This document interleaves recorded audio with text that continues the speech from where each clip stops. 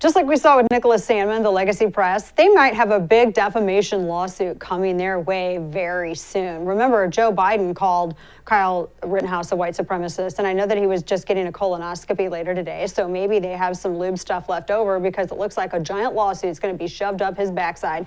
Let's dive into that and more with townhall.com senior columnist Kurt Schlichter. Everyone's absorbing Kurt's energy. You can feel his energy through the monitor. And by the way, Kurt, who is a veteran also, he knows riots. He was there during the LA riots, and he was helping to keep the law and order, which I'm going to talk to you about. But first, your reaction to this not guilty verdict today, Kurt.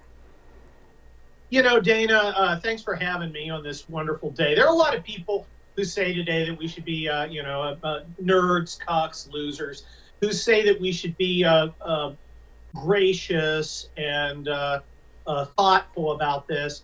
But I disagree. I am unequivocally glad that Kyle Rittenhouse did what he did and has been found not guilty and will be free, while Rosenbaum, the convicted child rapist, will be burning in hell.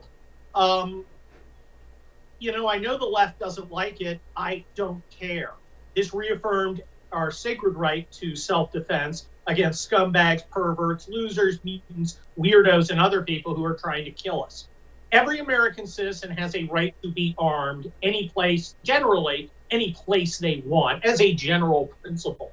The idea that somehow Kyle Rittenhouse had some sort of obligation not to be somewhere with a lawful weapon, as the judge found, because that was going to interfere with the ability of the militarized wing of the Democrat Party to rape, loot, murder, kill, and do the other things that rioters do, is ridiculous.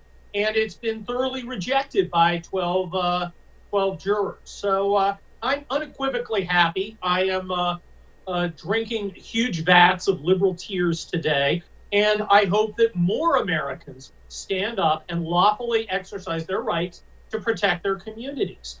This was about disarming us, Dana. This was about telling us we have no right to protect ourselves, our families, our communities, and our Constitution.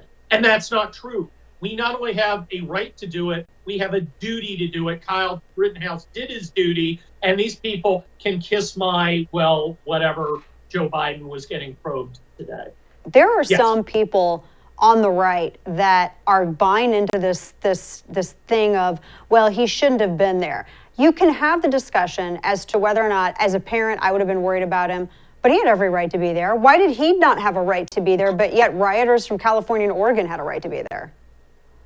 There's this weird thing among some conservatives, Dana, that they feel that they somehow have to defend propriety at the expense of actual rights. No, you are not obligated to be the voice of reason. That is, in quotation marks, air quotes, which inevitably translates into what the establishment wants. An American citizen can be wherever the hell he feels like being, including in the middle of where the militarized wing of the Democrat Party chooses to riot, and he can carry lawful weapons with him and lawfully defend his life against wife beaters, burglars, and convicted perverts who try and hurt him. So the hell with these people. Time to man the hell up, conservatives. I am glad Kyle Rittenhouse did what he did. I'm glad he stood up and took a stand against chaos. I was in the LA riots. I saw what happens when order breaks down. And in LA, they sent us in the military in to restore order. In Wisconsin, the Democrat leadership made a calculated decision to let the riots continue. They left a void there, and a citizen went to fill it.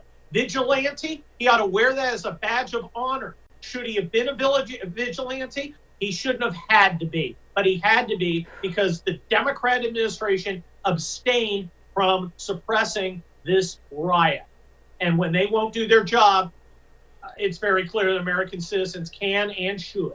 I don't think there's going to be riots, and why not? I don't think it helps the Democrat establishment. Look, all BLM and Antifa essentially disappeared once Joe Biden came into office. because creating the impression that America is out of control was no longer something that they needed to do for their political advantage.